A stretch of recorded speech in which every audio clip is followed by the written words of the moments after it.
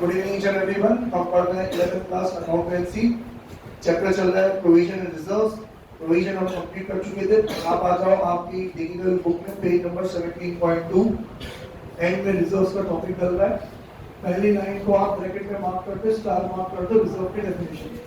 Sir reserve क्या होता है बेटा? वो पैसा जो हम सेट असाइड कर देते हैं, साइड में रख लेते हैं, गले में भर देते हैं, ताकि फ्यूचर में कोई अनसर्टेनिटी हो तो उसको झेलने की हमारे पास क्षमता ताकत बची रहे। ठीक है, तो पहली लाइन से और ज्यादा कुछ भी नहीं। Reserve mean amount set aside of profit and other surplus to meet future uncertainty. वो अमाउंट जो हमने प्रॉफिट में से निकाल के सेट असाइड कर दिया फ्यूचर की अनसर्टेनिटीज के लिए। ठीक है, अब आ जाओ 17.3। 17.3 में आ रहा है आपका एग्जाम्पल ऑफ रिजर्व्स। अब सिंपल सेंस में रिजर्व क्या है? अपन बीसीसी का एग्जांपल लें कि बीसीसी के 3 पार्टनर हैं और बीसीसी ने साल भर में मान लो 12 लाख रुपए कमाए। तो वैसे तो चाहे तो तीनों पार्टनर में 12 लाख रुपए 4-4 लाख रुपए बांट सकते हैं, लेकिन बीसीसी ये कहती है कि अपन पूरे 12 लाख रुपए नहीं बांटेंगे, अपन उसमें से 3 लाख रुपए बचा के रखेंगे। मैंने पूछा क्यों यार? 3 लाख रुपए तुम अलग कर दोगे तो 9 लाख रुपए ही बटेंगे। 9 लाख रुपए बटेंगे तो मुझे तो 3 लाख रुपए ही मिलेंगे। 4 मिलते मिलते 3 मिलने लग गए, तो क्यों सेट असाइड क्यों रखेंगे? तो मैंने यार बहुत सारे अलग अलग रीजन है। ये 3 लाख रुपए जो अपन अलग कर रहे हैं ये अपन को आगे चल के अलग अलग रीजन में काम है। मैंने पूछा रीजन बताओ, कौन कौन से ऐसे रीजन है जिसकी वजह से आपको 3 लाख रुपए अलग करने की जरूरत पड़ रही है? अब जरा समझ, 3 लाख रुपए रिजर्व के अलग कर रहे हैं। ये रिजर्व भी अपने अपने तरीके से अलग अलग रीजन का बनता है। एक उन्होंने बोला जनरल रिजर्व। जनरल रिजर्व मतलब ऐसे ही रखा है, आगे कुछ भी काम पड़े तो अपने पास थोड़ी सी सेविंग्स होनी चाहिए। तो ये कौन सा होगा? General reserve. अगला देखो सेकंड नंबर का क्या है? Capital reserve. ये कैपिटल रिजर्व क्या होता है कि ये कैपिटल रिजर्व उस प्रॉफिट में से बनाया जाता है जो प्रॉफिट रोजमर्रा के कामकाज से नहीं होता। कोई ऐसा प्रॉफिट जो कभी कभार हो गया सो हो गया, आपका वो कामकाज नहीं। आज एग्जांपल मेरा कामकाज क्या है? आपको पढ़ाना। तो आपको पढ़ाता हूँ, आपसे जो फीस आती है उससे इस इंस्टीट्यूट का खर्चा निकालता हूँ, स्टाफ की सैलरी देता हूँ, सारे खर्चे माइनस करने के बाद जो बचता है वो मेरा रोजमर्रा का प्रॉफिट। ठीक है, लेकिन अब क्या हुआ कि मेरे कुछ असेट्स ऐसे ही आइडल हो गए, मैं नया ले आया तो जरूरत नहीं, तो मैंने उन असेट्स को बेच दिया। और वो असेट जितने के थे आज के जमाने के हिसाब से वो ज्यादा में बिके। ऐसे बहुत कम होता है ये, लेकिन हो गया मान लो लकीली वो चीज अब किसमें हो गई? ज्यादा में हो गई। ठीक है, हमारे पास में जमीन का टुकड़ा था वो हमने बेच दिया, अब वो ज्यादा में बिका तो 5 लाख का प्रॉफिट हुआ। तो अब शब्बीर सर अपडेट से ही कह रहे हैं कि देख बड़ी मुश्किल से 5 लाख रुपए नसीब भाग से मिल गए, अगर अपन बांट लेंगे तो खत्म हो जाएंगे। अपन एक काम करते हैं, इसको अपन अलग से रख देते हैं ताकि फ्यूचर में जब काम पड़ेगा तब इसका काम मिलेगा। तो ऐसा प्रॉफिट जो आपका रोजमर्रा का कामकाज नहीं है, जिसको अपन बोलते हैं capital receipt. Sir capital receipt किसको बोलते हैं बेटा? 2 तरीके के पैसे कमाते हो, एक रेवेन्यू रोजमर्रा का, एक कैपिटल कभी कभी। तो कैपिटल रिसीट से होने वाले प्रॉफिट को बोलते हैं कैपिटल प्रॉफिट। उस कैपिटल प्रॉफिट में से जो बचा के रख लेते हैं उसको क्या बोलते हैं अपन? Capital reserve. अब ये रिजर्व जनरल रिजर्व नहीं है, ये मोटी चीजों का पैसा है, मोटे खर्चे में ही काम देंगे कि असेट बेच के पैसा कमाए ना, तो असेट को खरीदने में ही इस पैसे को अपन काम में लेंगे, तो उसको क्या बोलेंगे अपन? Capital reserve. Sir capital reserve का क्या क्या यूज होता है? कौन कौन सी चीजों में ये जो 5 लाख रुपए आपने रखे हैं साइड में उसको इस्तेमाल कर सकते हैं? ये आप 12th क्लास में सीखोगे। ठीक है, नेक्स्ट तो आप हम पढ़ रहे हैं बेटा 17.3 में एग्जांपल्स ऑफ रिजर्व्स में 1, 2, 3 से लेकर सारे पढ़ाऊंगा 6 नंबर। पहला हो गया जनरल रिजर्व, किसी स्पेसिफिक पर्पस के लिए यूं ही रखा है। अगला हो गया कैपिटल रिजर्व, कि कैपिटल तरीके से कमाए हुए पैसे को हमने साइड में रख दिया ताकि कैपिटल चीजों पे ही अपन क्या करेंगे? खर्चा करेंगे। नेक्स्ट है आपका dividend equalisation reserve. Sir dividend equalisation reserve क्या होता है? तो पहले तो बताओ डिविडेंड का मतलब क्या होता है? एनवेस्ट करके बताओ डिविडेंड का मतलब क्या होता है? कंपनी पूरे साल को प्रॉफिट कमाती है, उसमें से उसके जो शेयर होल्डर हैं उन्हें पैसे देती है। Very good. कंपनी जो प्रॉफिट कमाती है उसमें से अपने शेयर होल्डर्स को जो हिस्सा देती है होता है उसको क्या बोलते हैं अपन? डिविडेंड। अब देखो समझना कौन सी कंपनी अच्छी कहलाती है, ये समझ। ये ग्राफ है। अब कंपनी की जो कमाई है, दुनिया है भाई, हमेशा एक जैसी नहीं चलती, अप्स एंड डाउन तो आते ही आते हैं। तो कंपनी की कमाई पता है कैसी होती है? ऐसे अप एंड डाउन, कभी कम कभी ज्यादा। अब कंपनी ये बात समझती है कि जब हम ज्यादा कमाएंगे ज्यादा डिविडेंड देंगे, और ज्यादा डिविडेंड देंगे तो पब्लिक हमसे क्या रखने लग जाएगी? एक्सपेक्टेशन रखने लग जाएगी। और फिर जिस टाइम पे हम कम कमाएंगे उस टाइम पे अगर हम डिविडेंड कम देंगे तो लोगों की एक्सपेक्टेशन टूट जाएगी। लोगों की एक्सपेक्टेशन टूट जाएगी तो वो लोग हमारी कंपनी के शेयर्स बेचना लग जाएंगे। मुझे क्या देखो, वो लोग हमारी कंपनी के शेयर्स बेचने लग जाएंगे, और जहां कंपनी के शेयर्स बिकने लग गए तो when supply increases demand decreases, supply increases price decreases, price क्या हो जाएगी? कम हो जाएगी, हमारे शेयर की प्राइस गिर जाएगी, नुकसान हो जाएगा। तो कंपनी क्या चाहती है कि भले ही हमारी कमाई उतार चढ़ाव में चलती है, लेकिन मेरा जो डिविडेंड है ना वो एक जैसा चलना चाहिए। सर एक जैसा चलना चाहिए तो वो लोग क्या करते हैं? तो वो है ना एक टेक्निक है। सर क्या करते हैं कि वो जिस टाइम पे प्रॉफिट ज्यादा होता है ना तो पूरा पैसा नहीं मारते, थोड़ा पैसा dividend equalisation reserve, equalisation dividend को इक्वल करने का रिजर्व। जब ज्यादा प्रॉफिट था तो थोड़ा हिस्सा बचा के कहाँ डाल दिया? रिजर्व में डाल दिया, ताकि जिस टाइम पे प्रॉफिट कम होगा ना उस टाइम पे इस रिजर्व में से निकाल के डिविडेंड तो बराबर का ही देंगे। समझे क्या नहीं समझे?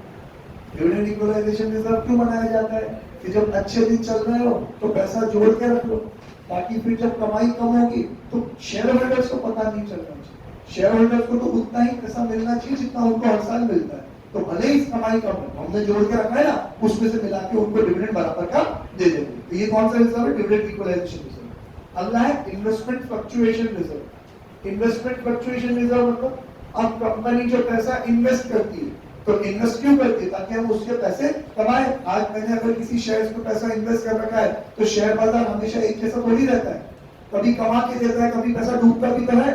तो जब कमा के देता है तो वापस से मैंने पैसा संभाल के रखी, ताकि जब पैसा डूबने लगे तो मेरे को झटका ना लगे, मेरे पास पैसे हैं। तो उसको क्या बोलते हैं? Investment fluctuation reserve.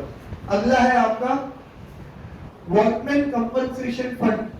अब सर ये वर्कमैन कंपनसेशन फंड क्या होता है? जिन फैक्ट्रीज में लेबर्स काम करते हैं, अब लेबर्स का काम सर थोड़ा रिस्की भी होता है, दिन रात मशीनों के साथ काम करते हैं, ऊपर चढ़ के काम करते हैं, कभी मशीनों के साथ एक्सीडेंट हो जाते हैं, किसी का हाथ वाथ कट जाता है, कोई ऊपर से गिर जाता है, लग लुगा जाती है काम करते करते।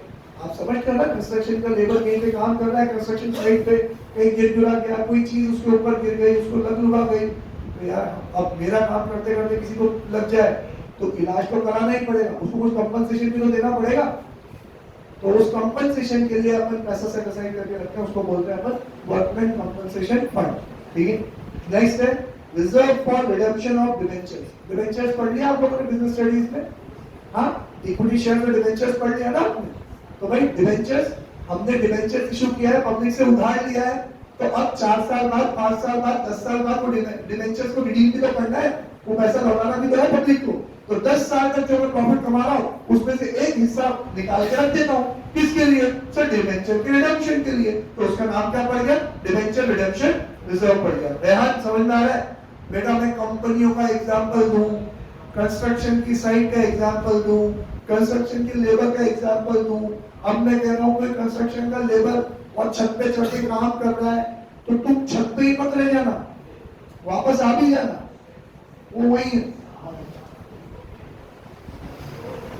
क्लियर है? थ्योरी है, भटक मत जाना, वापस आ जाना टाइम टू टाइम। कैरेक्टरिस्टिक्स और features of reserve. Sir reserve के फीचर्स क्या होते हैं? तो जितना बोलूं उतना अंडरलाइन कर लेना। पहला, creation of reserves is not legal necessity. Underline करो, नॉट लीगल नेसेसिटी। जरूरी नहीं है, किसी की कोई बंदिश नहीं है कि बनाना ही पड़े। रिजर्व्स तो क्या है? लीगल नेसेसिटी है, बनाना ही पड़ेगा, कानून कहता है।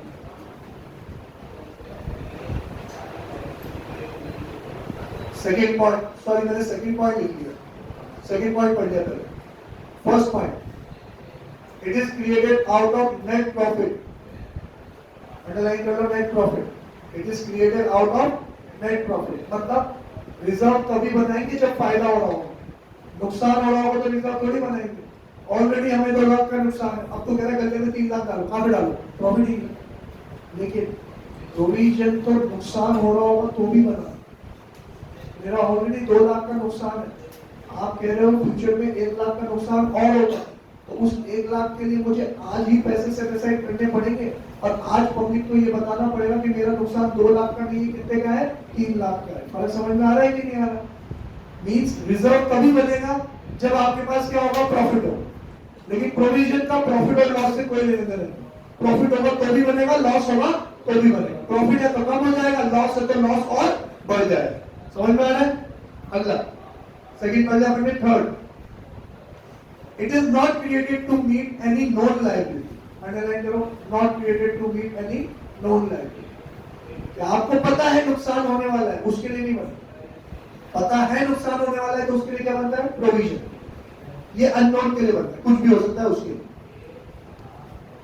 रिजर्व्स रिप्रेजेंट एक्यूमुलेटेड और अनडिस्ट्रीब्यूटेड प्रॉफिट, अंडरलाइन करो, रिजर्व रिप्रेजेंट एक्यूमुलेटेड और अनडिस्ट्रीब्यूटेड प्रॉफिट। सर इसका मतलब क्या हुआ, अगर मैं कहूं कि मान लो एक्स कंपनी के पास, एक्स लिमिटेड, एक्स कंपनी के पास 10 लाख के रिजर्व्स है, तो इसका मतलब वो कंपनी ने 10 लाख का पैसा अपने शेयर होल्डर्स में बांटा नहीं है, अपने पास सेट असाइड करके रखा है। समझ में यही मतलब हुआ ना कि अगर आपके पास रिजर्व है, इसका मतलब आपने प्रॉफिट क्या नहीं किया है, डिस्ट्रीब्यूट नहीं किया है, अपने पास सेट असाइड करके रख दिया है। अगर मैं कहूं किसी कंपनी के पास 100 करोड़ का रिजर्व है और उस कंपनी को 50 साल हो गए काम करते करते, इसका मतलब 50 साल में उस कंपनी ने 100 करोड़ का प्रॉफिट अपने शेयर होल्डर्स में बांटा नहीं है। ठीक है, नेक्स्ट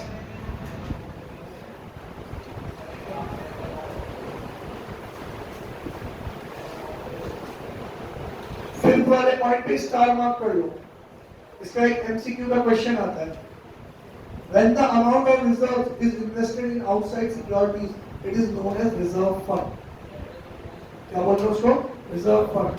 तो क्वेश्चन आता है व्हाट इज रिजर्व फंड, तो रिजर्व फंड का मतलब समझना, मैंने क्या करा, एक्स वाई जी किसी भी नेचर का बिजनेस किया, एग्जांपल ले लेते हैं कि पीसीसी का ही ले, डीसीएल काम है पढ़ाना, तो उसने आपको पढ़ाया और उसने 10 लाख रुपीस कमाए, 10 लाख रुपीस में से तीनों पार्टनर ने डिसाइड किया कि 4 लाख रुपए अपन डिस्ट्रीब्यूट नहीं करेंगे, 4 लाख रुपए का अपन क्या बना देंगे, रिजर्व बना देंगे, अपने पास अलग से रख लेंगे, बाकी के 6 लाख रुपए अपन आपस में क्या कर लेते हैं, डिस्ट्रीब्यूट कर लेते हैं, सबको 2 लाख रुपीस मिल गए। अब मैं कह रहा हूँ यार तुम 4 लाख रुपए को अपने पास अलग से रखोगे तो वो पड़े पड़े अंडे थोड़ी देंगे, 4 लाख का 4 लाख ही रहेगा, बढ़ेंगे थोड़ी। एक काम करते हैं ना, अपन इस 4 लाख को बाहर मार्केट में इन्वेस्ट कर देते हैं, सिक्योरिटीज, इसकी शेयर्स खरीद लेते हैं, ताकि मार्केट के हिसाब से अपना 4 लाख रुपए भी क्या रहता है, बढ़ता रहेगा। तो समझ, जो 4 लाख रुपए मैंने एज अ रिजर्व अपने पास रख रखा है, तो ये तो क्या हो गई एक तरीके से लायबिलिटी, ये तो क्या हो गई लायबिलिटी। अगर समझ में नहीं आया तो जरूर पूछना कि सर लायबिलिटी कैसे हुई, सर लायबिलिटी कैसे, क्योंकि as per separate legal entity concept मालिक तो कोई और है, और मालिक और बिजनेस अलग अलग होता है।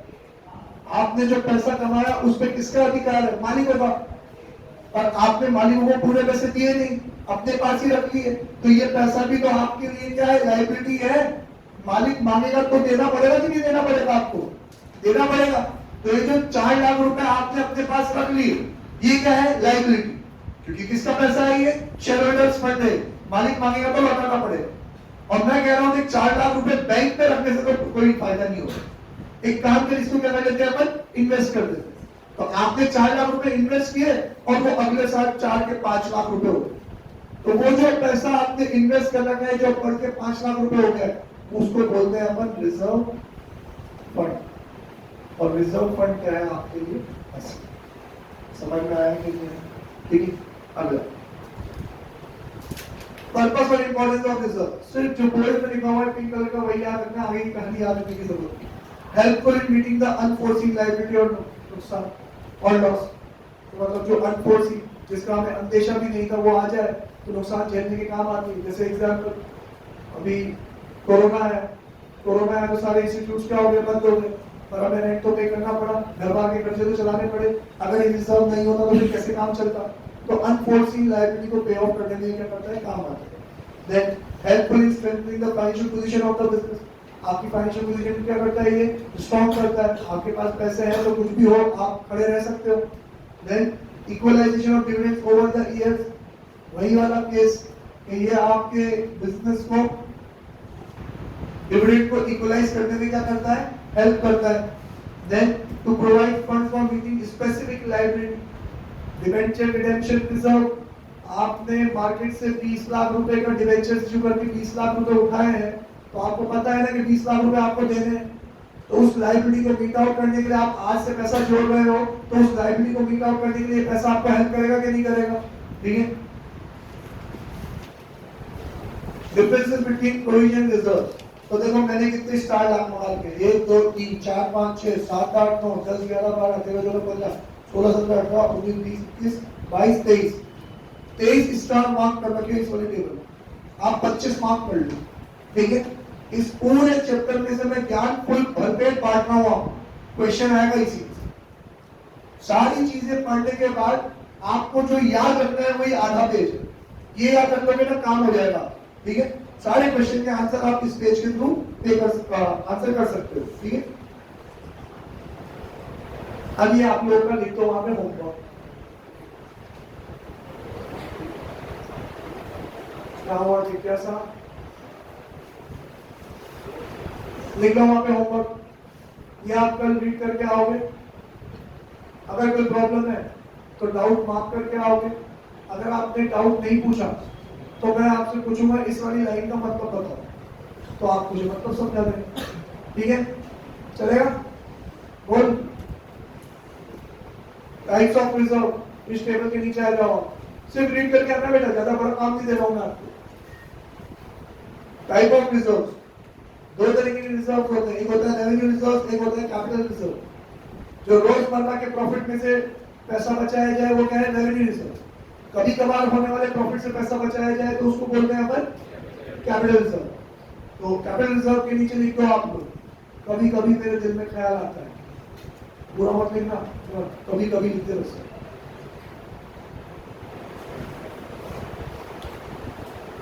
अब रेवेन्यू रिजर्व में से भी दो तरीके के रिजर्व होते हैं। रोजमर्रा के प्रॉफिट से होने वाले रिजर्व को रेवेन्यू रिजर्व बोलते हैं, और ये रिजर्व दो तरीके के होते हैं। एक होता है जनरल रिजर्व, हमने पैसा बचा के रख लिया, काम नहीं बताया, किसी भी काम में ले सकते हैं। अगला होता है स्पेसिफिक रिजर्व, ये डिविडेंड इक्वलाइजेशन रिजर्व, ये एक स्पेसिफिक रिजर्व। इस रिजर्व का काम किस करने पड़ेगा, डिविडेंड को इक्वलाइज करने नहीं लेंगे। इन्वेस्टमेंट फ्लक्चुएशन रिजर्व किस काम में लेंगे, सिर्फ इन्वेस्टमेंट का जो फ्लक्चुएशन होगा ना उसके नुकसान को झेलने के लिए लेंगे।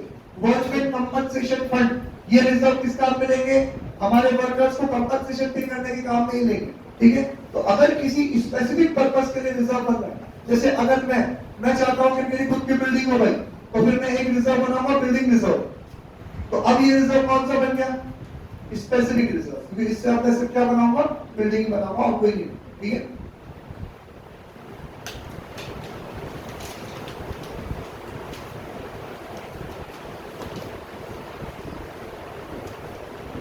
अब आ जाओ आप पेज नंबर 17.6 पे।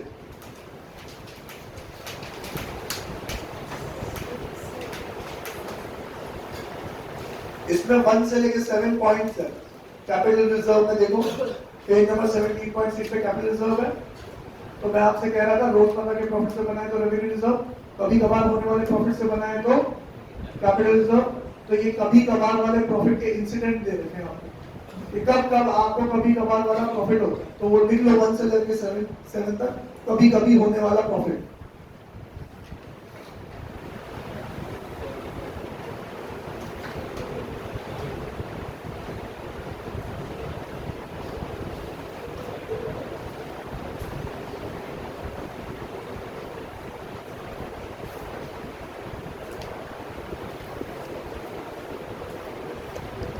यार अब बात बहुत गहरी है, और आप लोग बहुत छोटे हो समझने के लिए।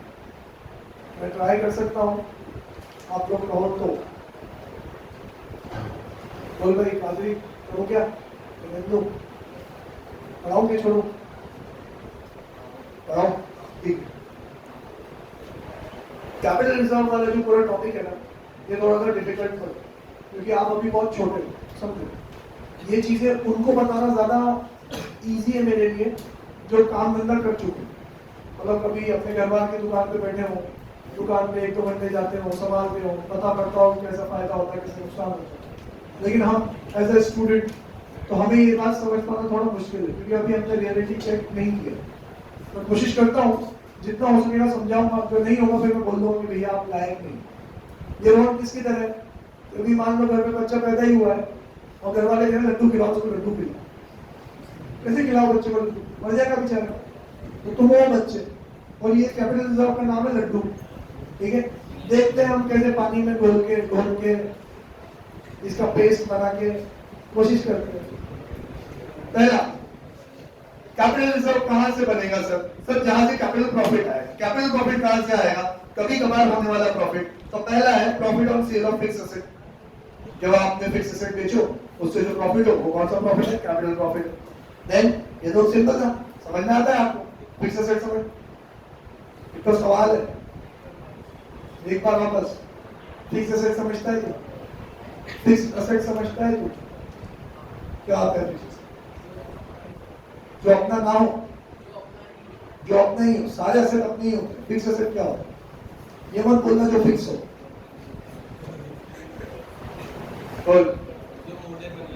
Very good. सो मुझे तू अकेला नहीं है जिसको ये बात नहीं पता, तेरे जैसे कई गधे घूम रहे हैं इस क्लास में।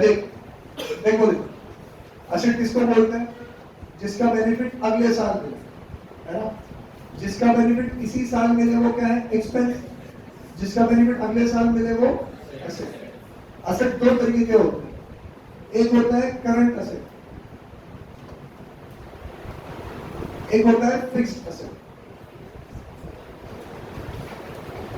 करंट एसेट मतलब मेरे पास कोई ऐसी चीज है जिसका बेनिफिट अगले साल मिलेगा और सिर्फ अगले साल ही मिलेगा, तो वो एसेट कौन सा करंट एसेट है, करंट एसेट। मतलब मेरे जो डेटर्स है उससे मुझे अगले साल पैसा मिल जाएगा, तो मेरे डेटर्स क्या है, मेरे करंट एसेट। मेरे पास जो कैश है उससे बेनिफिट मुझे अगले साल मिल जाएगा, तो क्या है मेरे लिए करंट एसेट। मेरा जो स्टॉक है वो अगले साल बिक जाएगा, उससे अगले साल बेनिफिट मिल जाएगा, तो क्या है मेरे लिए करंट एसेट। लेकिन फिक्स एसेट क्या होता है सर, ऐसी चीज जो मेरे पास आज है और उसका बेनिफिट अगले साल तो मिलेगा ही मिलेगा, उसके भी अगले साल और उसके भी अगले साल मिलेगा। तो हम क्यों कहते हैं जिसका बेनिफिट अगले साल मिले वो एसेट, जिसका बेनिफिट अगले साल मिले वो एसेट, जिसका बेनिफिट अगले साल ही मिले वो करंट एसेट, जिसका बेनिफिट अगले साल के बाद भी मिलता रहे वो क्या है, फिक्स एसेट। समझ में, मतलब ये फर्क चाहिए, इसका बेनिफिट अगले साल भी मिलेगा और उसके बाद भी मिलेगा, तो ये फिक्स एसेट। ठीक है, ऐसी कोई सी भी चीज जो आपके पास आज है अगले साल तो चलेगी ही चलेगी, उसके बियॉन्ड भी चलेगी, तो वो क्या है, फिक्स एसेट। तो ऐसी फिक्स एसेट्स को बेच के जो आपको मुनाफा होता है उसको क्या बोलते हैं, कैपिटल प्रॉफिट। उसको सेट असाइड करते हैं तो क्या बोलते हैं, capital reserve. Clear. Next, profit on revaluation of fixed assets and liabilities. तो अब ये क्या बोला, ये वो लिख दो सर, रीवैल्यूएशन समझना। बैलेंस शीट समझते हो क्या तुम लोग, बैलेंस शीट समझते हो तुम लोग, सब समझते हैं बैलेंस शीट। तो बैलेंस शीट क्या है, वो जो मैंने पहले दिन में एग्जांपल लिया था सेपरेट लीगल एंटिटी कंसेप्ट के बाद, कि बिजनेसमैन ने बिजनेस पे पैसा लगाया, तो हमारे पास तो पैसा आया क्या, कैश, कितना, 5 लाख। और ये पैसा हमारा हो नहीं गया, जब भी वो मांगेगा हमें लौटाना पड़ेगा, तो ये हमारे लिए क्या है, लायबिलिटी। इसका नाम क्या है, कैपिटल। कितना, 5 लाख। फिर मैंने कहा ये तो अभी पहला ही ट्रांजेक्शन हुआ है, लेकिन नतीजा क्या निकला, मेरे पास 5 लाख के एसेट है और 5 लाख की क्या है, लायबिलिटी। 5 लाख का एसेट, 5 लाख की liability, asset equals to liability. फिर मैंने आपको ये बोला कि there will be always always always, 3 बार, there will be always always always asset equals to liability, हमेशा। तो प्रूव करके बताया पूरा, ठीक है। तो मैं पूरी वो एग्जांपल बोलता नहीं हूं पर लिख देता हूं। बिल्डिंग, फर्नीचर, स्टॉक लोन,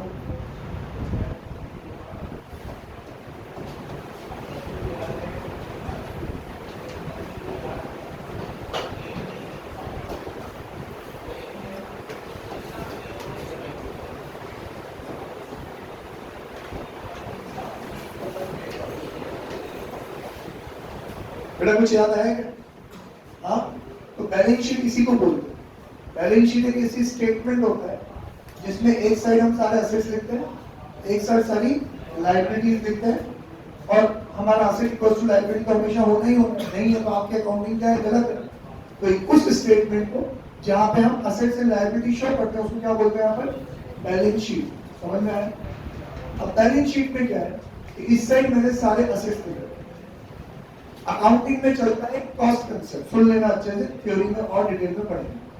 पढ़ ली क्या अपन अकाउंटिंग थ्योरी? नहीं पढ़ी ना, अभी बाकी है ना, वहाँ और डिटेल में पढ़ेंगे। अकाउंटिंग में जैसे सेपरेट लीगल एंटिटी कंसेप्ट है ना, एक कंसेप्ट और है, उसका नाम है कॉस्ट कंसेप्ट। कॉस्ट कंसेप्ट ये कहता है कि आप जिस चीज को उदय या दे, आप जिस चीज को जितने में खरीदते हो उतने पे ही शो करो। मतलब मैं बिल्डिंग जब खरीदने गया ना तो वो ब्रोकर कह रहा है भाई साहब ये 3 लाख रुपए की बिल्डिंग है, मैंने भी सब पता करी और 3 लाख की है, और मैंने बार्गेनिंग करी, उसको पैसों की जरूरत थी तो गरज के खातिर उसने मुझे 2 लाख रुपए में बेच दी। तो मुझे पता है जो चीज में खरीद के लाऊं कितने की? 3, और मैंने कितने में खरीदा? 2 में खरीदा ना मैं, तो मैं कितने से शो करूंगा इसको? 200, भले ही वो चीज कितने की? 3। अब साल दर साल बीतते जाएंगे, बिल्डिंग की वैल्यू तो मार्केट में बढ़ती जाएगी, पर मैं इसको कितने में शो करूंगा? हमेशा 2। कितने में शो करूंगा? ये रूल है। मार्केट में सर उसकी वैल्यू 5 लाख हो गई तो इसकी वैल्यू 5 लाख कर दे क्या? नहीं कर सकते, क्योंकि अगर आप इसकी वैल्यू 5 लाख कर दोगे तो आपकी 2 की चीज 5 की हो गई, 3 का क्या हो गया? आपका फायदा। पर ये फायदा आपने कमाया क्या? ये फायदा आपने कमाया क्या? नहीं ना, it is called unrealised profit. क्या बोलकर? आप बेच रहे हो क्या बिल्डिंग 5? बेचो तो बात करो, बेच तो नहीं रहे ना, कमा तो फिर कमाएंगे नहीं आपने 3 लाख, तो आप उसको हमेशा दो में रखो, ठीक है? हाँ, लेकिन हमारे बिजनेस की लाइफ में कभी कभी ऐसे इवेंट आते हैं कि जब आप इसको रीवैल्यू कर सकते हो। क्या कर सकते हैं? इसको रीवैल्यू कर सकते हैं। सर ऐसे कौन कौन से इवेंट है? ये आप कहाँ पढ़ोगे? 12th क्लास में पढ़ोगे कि जब पार्टनरशिप फॉर्म में कोई पार्टनर एडमिट होता है, कोई पार्टनर छोड़ के जाता है, कोई निमट ही जाता है बेचारा, तो आप असेट्स और लायबिलिटीज का रीवैल्यूएशन कर सकते हो। अब रीवैल्यू करने से मेरी 2 की चीज कितने की हो गई? मेरी 5 की हो गई, तो फायदा हुआ कि नहीं हुआ ना? तो वो प्रॉफिट से जो रिजर्व बनेगा वो क्या कहलाएगा? कैपिटल रिजर्व कहलाएगा। समझ में आ रहा है कि क्या? ठीक है, next, premium receive on issue of shares और डिवेंचर्स। पढ़ा है क्या आपने? शेयर्स और प्रीमियम और इश्यू ऑफ शेयर्स क्या होता है भाई? उदित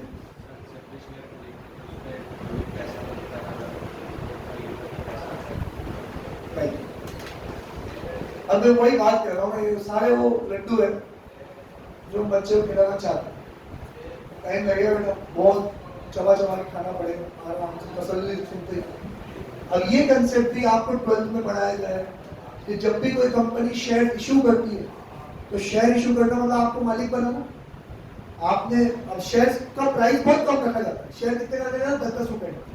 मान लो अगर मुझे बिजनेस चलाने के लिए 10 करोड़ रुपए चाहिए तो मैं उस 10 करोड़ की कैपिटल के 1 करोड़ हिस्से कर दूंगा। कितने शेयर बना दूंगा?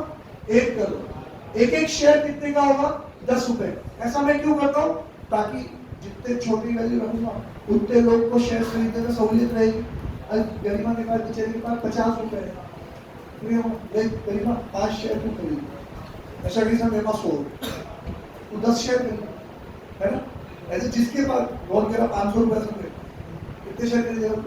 50 है कि नहीं? 10 रुपए का 1 शेयर सब खरीद। अब क्या करती है इस कंपनी की शेयर आ रहा है तो पब्लिक टूट पड़ती है, मेरे पास भी 10 रुपए, मुझे भी 1 शेयर चाहिए। यार मेरे पास तो 5 है, तेरे पास भी 5 ही करना, चल 5 मिला के अपन 1 शेयर। तो खरीदने वालों की तादाद बढ़ जाती है। और कंपनी के पास शेयर कितने से 1 करोड़, और लोग बाग खरीदना चाहते हैं 2 करोड़ शेयर, 3 करोड़ शेयर, तो उनको रोकने के लिए कंपनी अपने शेयर की प्राइस बढ़ा देती है। शेयर तो 10 का ही है और देने कितने में 12 में चाहिए क्या? शेयर 10 का ही है, मिलेगा 12 में। तेरे को 10 का शेयर मैं 12 का दे रहा हूँ, कंपनी जब बंद होगी तुझे तेरे 10 रुपये वापस मिल जाएंगे, 2 रुपये तो मेरा है कंपनी चाहिए क्या बोल, उसमें भी बहुत ही हम। और क्योंकि एक बार शेयर कर दिया तो कंपनी जिंदगी भर कमा के देगी, है कि? तो ये जो 10 रुपए का शेयर 2 रुपए एक्स्ट्रा में मिल रहा है, ये क्या है? प्रीमियम। फोकट का मुनाफा हुआ कि नहीं? लोग उठ के पढ़ रहे थे तो मैंने 10 करोड़ के शेयर कितने में चिपका दिए? 12 करोड़ में।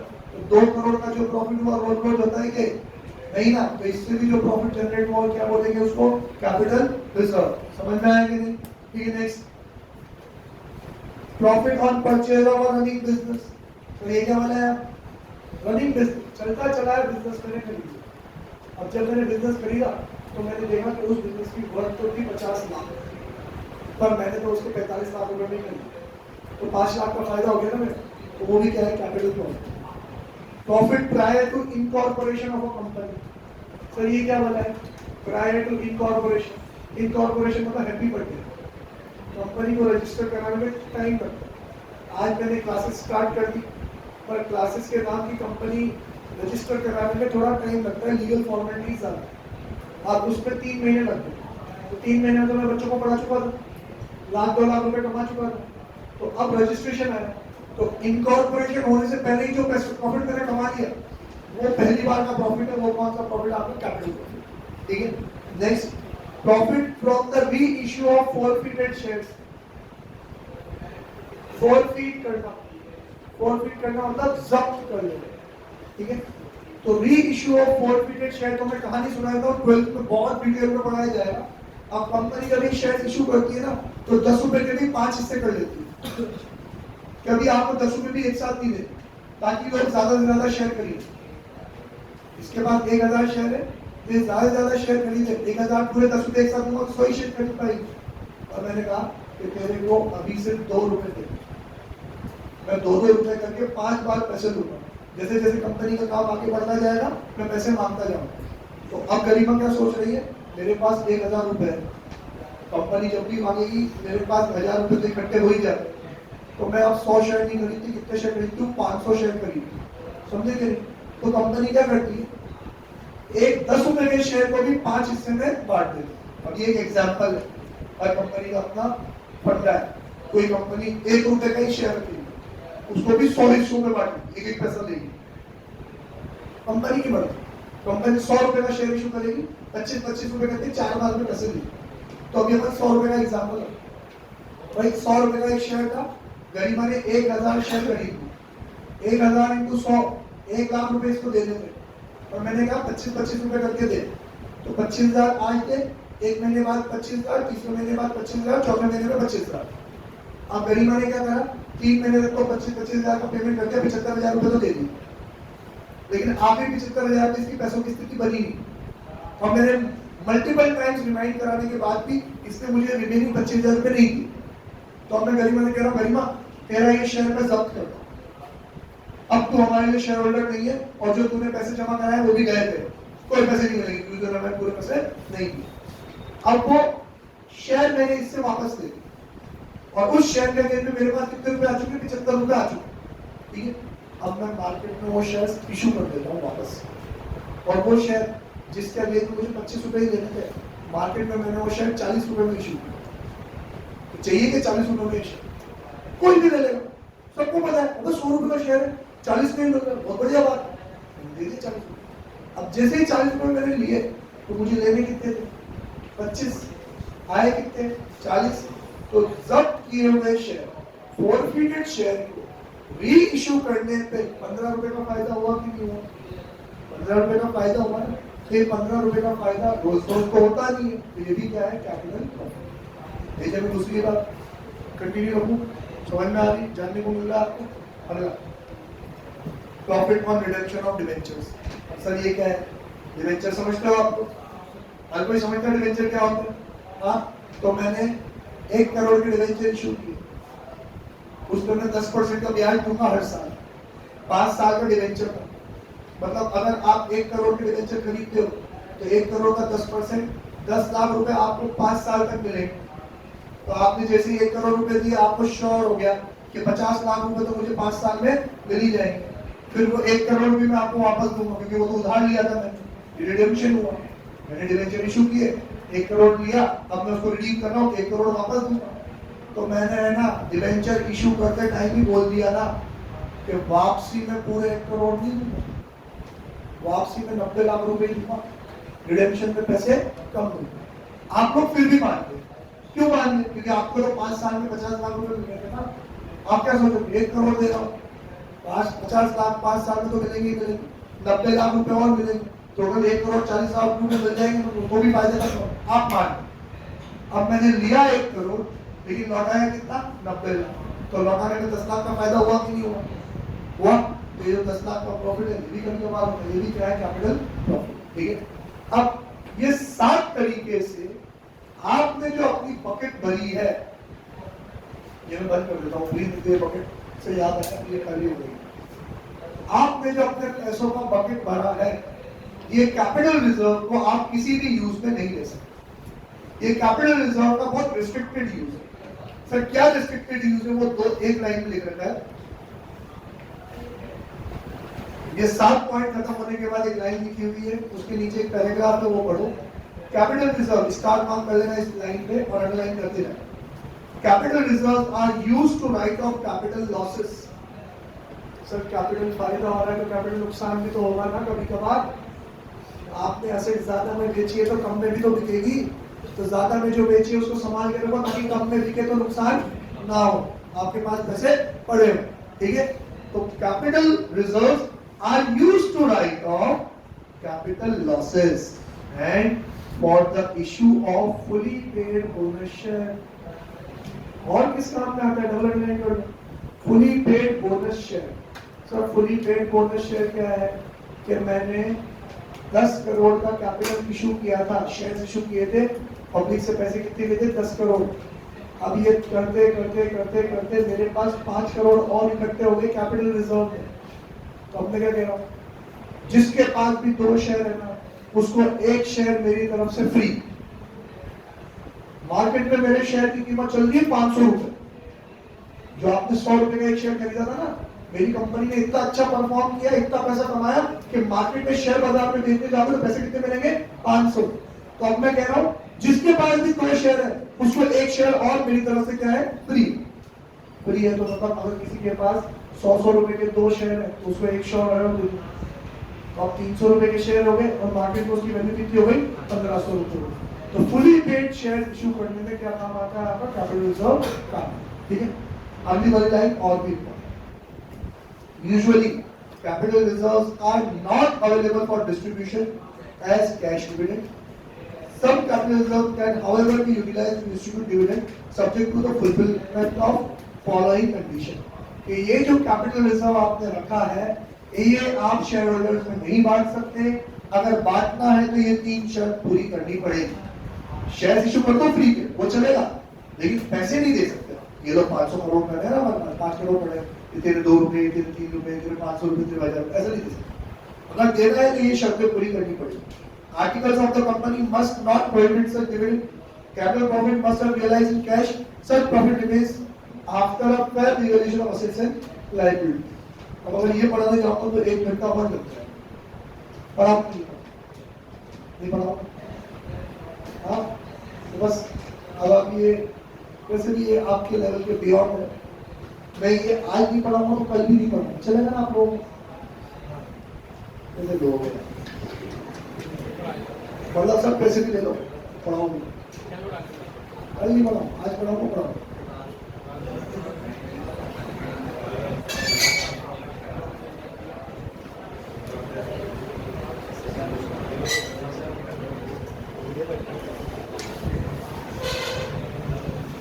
उन दिनों में पढ़ाऊंगा जिस दिनों में बच्चे ज्यादा नहीं है,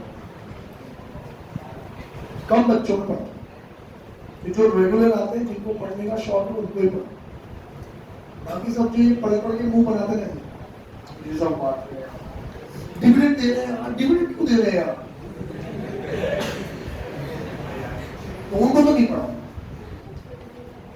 अगला difference between revenue reserve and capital reserve, 2 star mark कर लो, लिख दो होमवर्क, कल पढ़ के आओगे तुम लोग। फिर लास्ट टॉपिक ले गया मेरा सीक्रेट रिजर्व, कल पढ़ेंगे, खत्म करेंगे बैठ कर सीक्रेट।